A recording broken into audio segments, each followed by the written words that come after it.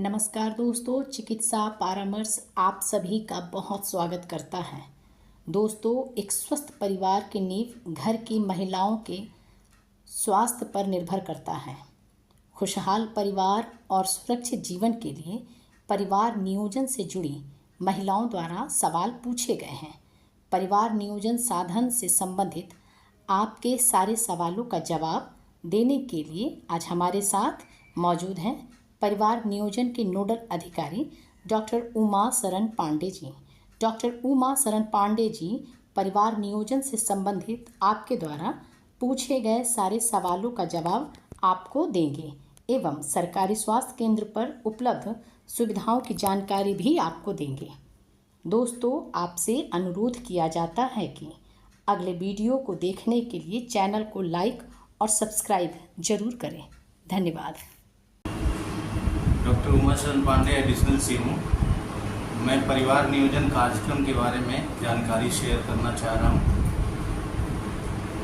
बहुत सारे प्रश्न आते हैं, आप लोगों के द्वारा सवाल पूछे जाते हैं। परिवार नियोजन कार्यक्रम क्या है, उसके उद्देश्य क्या हैं, उसके लाभ क्या हैं, किस तरह की महिलाएं उनका लाभ उठा सकती हैं और सरकारी तंत्रों पे उसके लिए क्या क्या सुविधाएं दी जाती हैं। इसके लिए सबसे पहले परिवार नियोजन कार्यक्रम क्या है, तो 1952 में भारत सरकार के द्वारा परिवार नियोजन कार्यक्रम की शुरुआत की गई थी। परिवार नियोजन जनसंख्या नियंत्रण के लिए एक कार्यक्रम है जो हर परिवार की जनसंख्या को नियंत्रित करता है और अवांछित गर्भधारण को रोकता है। समयानुसार गर्भधारण के लिए लोगों को जागृत करता है और समय एक बच्चे से, इसका ऐसे कहें अगर कि एक बच्चे से दूसरे बच्चे के बीच में अंतराल बढ़ाना हो या दो बच्चे जिनके स्वस्थ हो उनको नसबंदी कराकर अस्थायी रूप से गर्भधारण को रोकना हो, तो इसे सारी सुविधाएं जो दी जाती हैं इसके लिए परिवार नियंत्रण के लिए उसे हम परिवार नियोजन कार्यक्रम के अंदर लेते हैं। अब अगर सवाल आता है परिवार नियोजन के उद्देश्य क्या है, उद्देश्य इसका बहुव्यापी है कि हर परिवार में बच्चों के अगर बीच में अंतराल होगा या कम बच्चे होंगे, परिवार सुखी होगा, परिवार का शैक्षणिक स्तर अच्छा होगा, परिवार का आर्थिक स्तर अच्छा होगा, बच्चे का लालन पालन, पढ़ाई लिखाई, इसलिए एक अच्छे भविष्य का निर्माण एक परिवार के द्वारा, एक समाज के द्वारा, एक राष्ट्र के द्वारा हो सकता है। तो इसका उद्देश्य शैक्षणिक स्तर, आर्थिक स्तर, सामाजिक स्तर बढ़ाने के लिए है।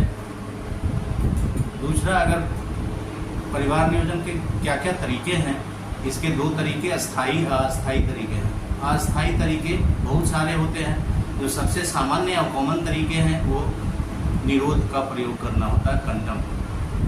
निरोध लगाने के नियम सब जगह डिस्प्ले किए रहते हैं और हमारे सभी सरकारी स्वास्थ्य केंद्रों पे, यहाँ तक कि आयुष्मान आरोग्य मंदिर में भी कंडोम बॉक्स बनाए जाते हैं। उस कंडोम बॉक्स से फ्रीली आशाओं के द्वारा या खुद के द्वारा उसे लेकर के इसका यूज किया जाता है। बहुत ही सुरक्षित है, इससे असुरक्षित यौन संबंध भी नहीं हो पाता और जितना बीमारियों से बचाव है वो भी हो जाता है। दूसरा तरीका है छाया टैबलेट। छाया टैबलेट भी हर स्वास्थ्य केंद्रों पे,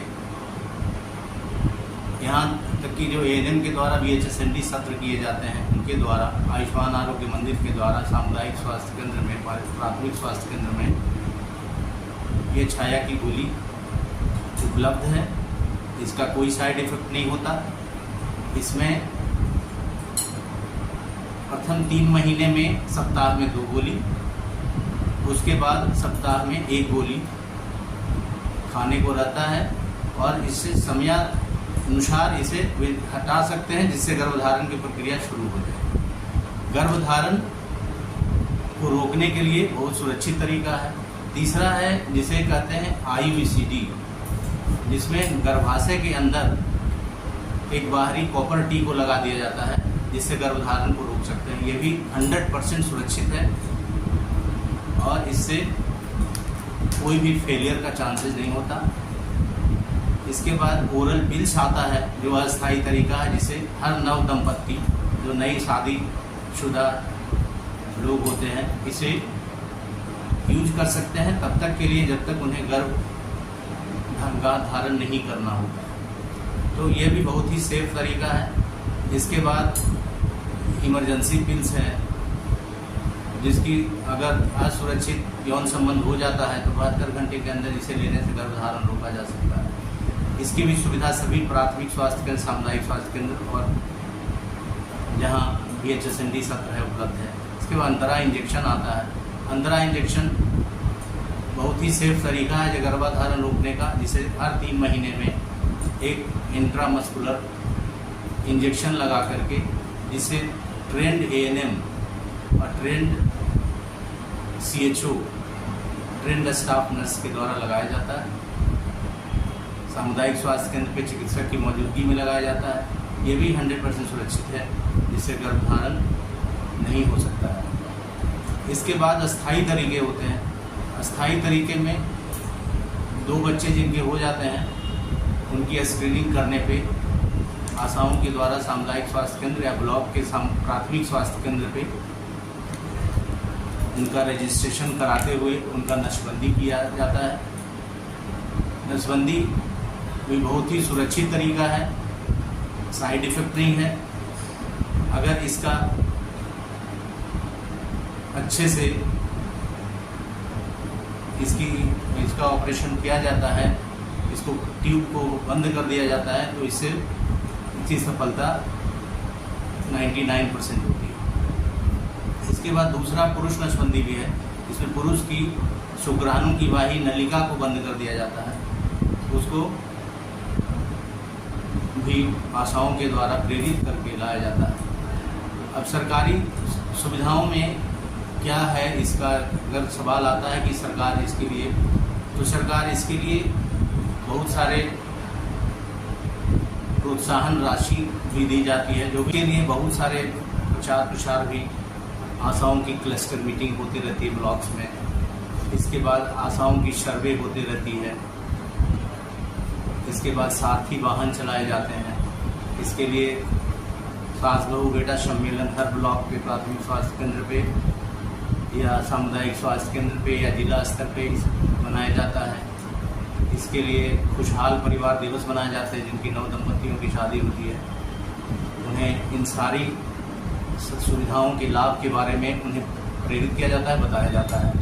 इस तरह से हम लोग सारे सरकार में आयुष्मान आरोग्य मंदिर से, CHO से लेकर के ANM BHSND सत्र पे और आशाएं ग्रामीण स्तर पे और चिकित्सकों सामुदायिक स्वास्थ्य केंद्र स्तर पे सभी लोग मिलकर एक कंपोजिट प्रयास किया जाता है, जिससे अधिक से अधिक लाभार्थी संग्रहित किया जा सके, उसका सही इलाज किया जा सके, अस्थायी या अस्थायी तरीके उसमें उपयोग किए जा सके। आप सभी महानुभावों से या जो सुन रहे हैं उनसे मेरा अनुरोध है कि अधिक से अधिक इस परिवार नियोजन कार्यक्रम के उद्देश्य को सफल बनाते हुए इसकी जानकारी आप CHO से या प्राथमिक स्वास्थ्य केंद्र पे जो लेडी मेडिकल चिकित्सा अधिकारी रहते हैं उनसे या सामुदायिक स्वास्थ्य केंद्र के विशेषज्ञ चिकित्सक से जाकर के लें और अपने अस्थायी तरीके के बारे में इसकी पूरी जानकारी लेकर इसका सफल क्रियान्वयन करें, जिससे माताओं के स्वास्थ्य की सुरक्षा हो सके और बच्चे का भी स्वास्थ्य उत्तम हो सके। ये इसका उद्देश्य मुख्य रूप से माताओं के स्वास्थ्य और बच्चे के स्वास्थ्य से संबंधित है। अगर जिनके घर में परिवार नियोजन कार्यक्रम का उपयोग किया जाता है, परिवार नियोजन के साधनों का उपयोग किया जाता है, उन माताओं का स्वास्थ्य 1 या 2 बच्चे होने पर अच्छा रह जाता है। अगर बच्चे बार बार होंगे, उनमें खून की कमी, उनमें बहुत सारी बीमारियां आ सकती हैं, तो इससे माताओं के स्वास्थ्य पर असर पड़ता है। आप लोग से मेरा यही प्रयास रहेगा कि आप लोग इसको अच्छे से सुने और जाकर के जानकारी भी लें और अच्छे अच्छे साधनों जो सरकारी स्वास्थ्य केंद्रों में उपलब्ध है उसको उपयोग में भी लाएं। और लाने से आप लोग इससे लाभान्वित होंगे तो परिवार स्वस्थ रहेगा। परिवार स्वस्थ रहेगा तो आपका आर्थिक रूप से या शैक्षणिक रूप से आपका घर परिवार समाज मजबूत रहेगा। इसकी सुविधा सारे स्वास्थ्य केंद्रों पर उपलब्ध है और हर जगह इसके कैंप लगाए जाते हैं।